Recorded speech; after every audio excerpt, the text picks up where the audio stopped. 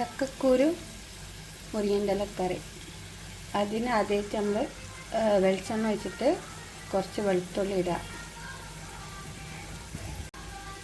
അതിലേക്ക് കടുക് ഇടുക.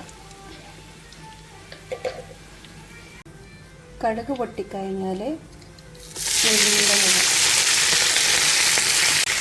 എന്നിട്ട് ഒരു നല്ലോണം വഴച്ചെടുക്കുക.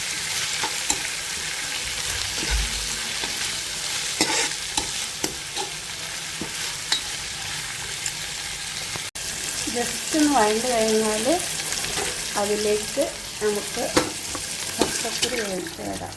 മുളക് പൊടി, കുറച്ച് മഞ്ഞൾപ്പൊടി ഇട്ടിട്ട് വേവിച്ച് കുറച്ച് മുളക് പൊടി ഇട്ടാൽ മതി.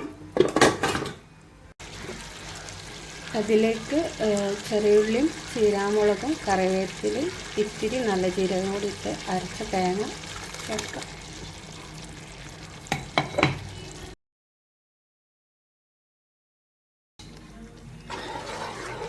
നല്ലോണം ഇളക്കുക. ഉപ്പിടുക.